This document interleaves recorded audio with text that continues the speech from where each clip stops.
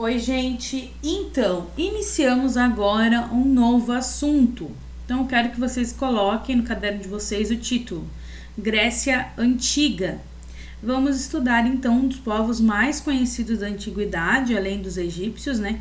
Que são os gregos, tá? A gente vai ver que várias coisas que aparecem na história da Grécia Antiga a gente conhece até os dias atuais. Então, depois vocês vão copiar o objetivo, tá? Que é explicar a formação da Grécia Antiga, com ênfase na formação da polis e nas transformações políticas, sociais e culturais, compreender a importância das cidades-estados Atenas e Esparta, bem como suas diferenças e conflitos, associar os conceitos de cidadania e democracia às dinâmicas de inclusão e exclusão, relacionar aspectos da religião e da mitologia aos elementos culturais, discutir o alcance e impactos dos gregos antigos sobre outras sociedades. Vocês vão copiar tudo isso e isso aqui a gente vai ver ao longo, então, desse mês sobre os gregos. Então aqui, né, a Grécia Antiga. A Grécia, hoje, ela é um país, tá? E ela se localiza na Europa. Então ela sempre se localizou nessa região. Aqui eu coloquei um mapa para vocês de como ela era dividida. Ela era dividida em 5 partes. A chamada Grécia continental, ou seja, ela ficava aqui no continente, tá? A Grécia peninsular, que é essa parte aqui, que é uma península, como vocês podem ver aqui. O que é península, professora? É quando nós temos uma extensão territorial que é cercada por 3 lados de água e a quarta parte é ligada ao continente, então isso é uma península.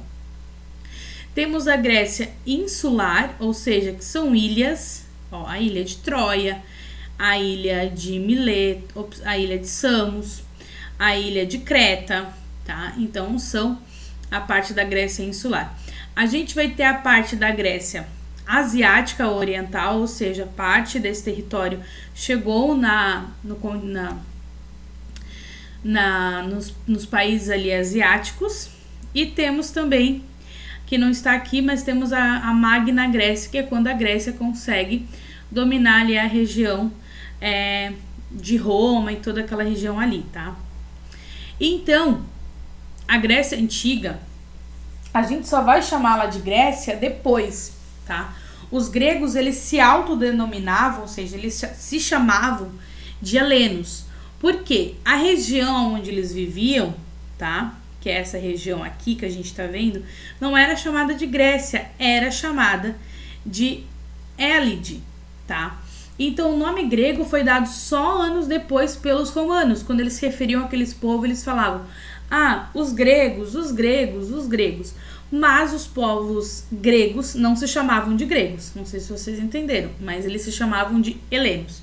E em alguns momentos a gente vai ver que esses nomes se cruzam. Além disso, a gente pode dividir a história da Grécia em 4 períodos. O chamado período homérico, que eu vou explicar o que é, o período arcaico, o período clássico e o período helenístico, que está ligado então à questão da Élide, ok? Então vamos lá. Antes da gente começar a estudar a história da Grécia Antiga, a gente precisa estudar 2 povos que vão formar essa civilização, tá? O primeiro deles são os cretenses. Quem são os cretenses? Então, situada no Mediterrâneo, a ilha de Creta, que é essa aqui, vai ser o berço de uma importante civilização, que são os cretenses. Então, os cretenses fundaram cidades importantes, como a cidade de Knossos, Malha, Cato Sacro e Faistos, tá? Nessas cidades, então, foram construídos muitos e grandes palácios. Aqui a gente tem as ruínas desses palácios lá na ilha de Creta. E os cretenses vão ter bastante trocas culturais com os egípcios e com os fenícios. Então a gente sabe que esse povo existiu porque tem nos antigos escritos fenícios e nos antigos escritos egípcios descrições sobre esse povo, além das ruínas dentro da ilha e tudo mais. A gente tem sobre os cretenses um mito dentro da cultura grega, que é o mito do Minotauro. Então, de acordo com o mito, gente, mito é algo que Nós não sabemos se existe ou não, mas a chance é que não exista, ok? O mito, então, fala sobre o Minos, que ele era um rei autoritário e cruel, e ele era o rei de Creta. Esse rei, ele exigia dos atenienses um tributo de 7 moças e 7 rapazes, que deveriam ser enviados para a ilha todo ano. Esses 14 jovens, eles eram lançados a um labirinto, que ficava em Cônosos. Então, nesse labirinto, eles eram devorados por um monstro que tinha um corpo de homem e cabeça de touro, que era o Minotauro. Então, a gente vai ter um jovem ateniense que não vai concordar com a situação, que é o Teseu. E ele vai para a ilha de Creta, tá? E lá ele vai se apaixonar por Ariadne, que era filha do Minos. Qual que era o objetivo de Teseu? Era matar o Minotauro e acabar com a opressão sobre Atenas. Então, com a ajuda da Ariadne, que vai entregar um novelo de lã para ele, para que ele conseguisse sair do labirinto, Teseu adentra o labirinto e consegue matar o Minotauro, libertando seu povo, então, desse tributo. Então, essa é uma lenda que tem. O Teseu, ele tem outras lendas sobre ele, vocês podem procurar, mas essa é sobre o Minotauro e a ilha de Creta, ok?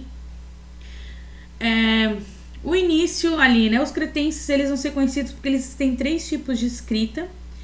Uma dessas era derivada dos hieroglíficos egípcios. Uma outra que ainda não foi decifrada, que é a chamada linear A. E a mais conhecida e que é lida pelos pesquisadores, que é a linear B. Então, aqui é uma escrita linear A, que eles não conseguem ler ainda. Então, sobre os cretenses, são poucos os registros sobre essa civilização. Porque o que eles encontram, eles não conseguem ler o que está escrito ali. Mas sabe-se já que era uma sociedade que havia divisão em camadas sociais, né? Na religião, eles perceberam que a maioria das deusas eram as mulheres. Eles não tinham templos, tá? Eles cultuavam os seus deuses nos topos das montanhas. Então, ali eram considerados lugares sagrados. E essa civilização foi dominada por outros povos por volta de 1450 a.C., e assim as suas cidades foram destruídas. Professor, aquele povo morreu? Alguns sim, alguns não. Alguns vão passar a viver em outros territórios e daí vão ter uma troca cultural, vai juntar com outros povos e assim vão surgir os povos gregos, ok? Continuamos depois.